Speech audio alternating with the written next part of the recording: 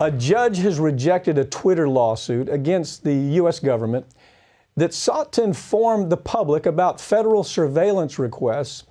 RT's Brigida Santos joins me now to talk about this story. Brigida, I've been pulling, I've really been pulling for these folks. I'm not a huge, I don't even tweet. I'm not a Twitter person. I think it might be because, Donald ran me off from even being interested. But what can you tell me about the lawsuit? What happened here? Look, this was first filed by Twitter in 2014 against the Obama-era government, but it has since been amended to challenge the government under President Donald Trump. The social media giant sued because it had wanted to include information about the number of surveillance requests it receives from the federal government every year as part of its public transparency reports. The requests, which are known as national security letters, however, are designed to be withheld from the public. So a federal judge in California, after 6 years, has now dismissed the case, handing a victory to the federal government. No surprises here. I'd like to know more about the appointment of the judge and what their pedigree is, but I probably could guess. What does this mean for the public? Are they going to ever learn about the government spying? I mean, they at least have a right to know, yeah, you've been spying on me, and at least let us know that that happened. That's probably not going to happen, though, is it? No, it's probably not. And the federal government can now continue to completely ban companies, not only from saying anything about government surveillance requests, but even that they have been doing them in the first place. National security letters are law enforcement tools that are similar to subpoenas, and they're most commonly issued by the FBI. However, other agencies can also issue them.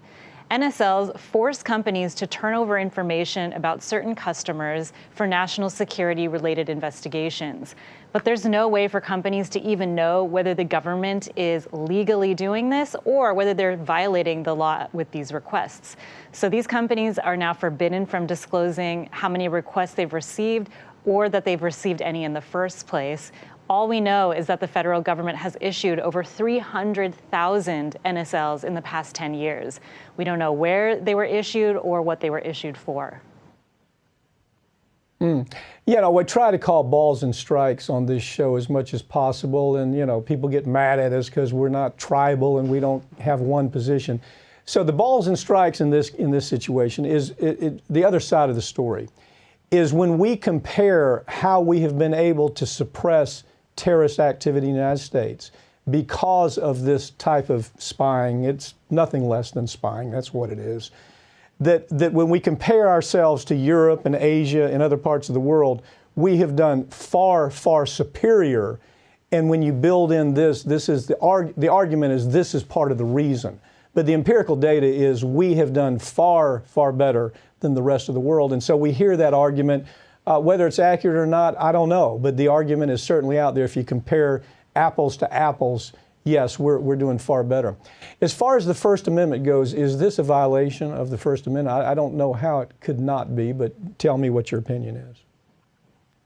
Yeah, I think that it is. But unfortunately, by citing national security concerns, the government can always find a loophole for warrantless extrajudicial surveillance. And in this case, Twitter says the government was infringing on its rights to free speech by preventing it from publicly posting information and forcing it to engage in speech that's been pre-approved by the government.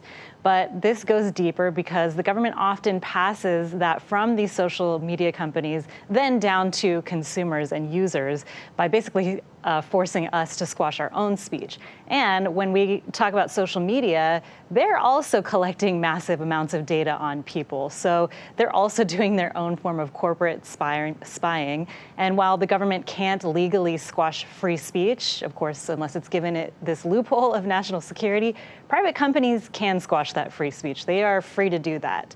And the government, as I said, often does pressure social media companies to do that, silencing certain stories or voices, and that often happens. And of course, this is a bipartisan policy, one of America's policies where both parties seem to agree. It spans multiple administrations, mass surveillance. This is just the next chapter. Yeah, well, the companies, whether it's it's Facebook or Twitter or whoever, you know, they benefit from it. They get a lot of benefit from the federal government in breaks that the federal government gives them. And the federal government is always has that hammer over their head. If you don't do this, then we're going to do this. And so that's always there. It's a reality. They're terrified that they're going to lose a dollar. So I really loved seeing Twitter take this position, but it's no surprise to see a federal judge shoot it down because, truthfully, they probably were on good grounds. When it comes down to the First Amendment argument versus police power, federal government, health, safety, and welfare is going to trump something like the First Amendment most of the time. Look, thank you for joining me, okay? Stay safe out there in L.A. You too, Mike. Thanks.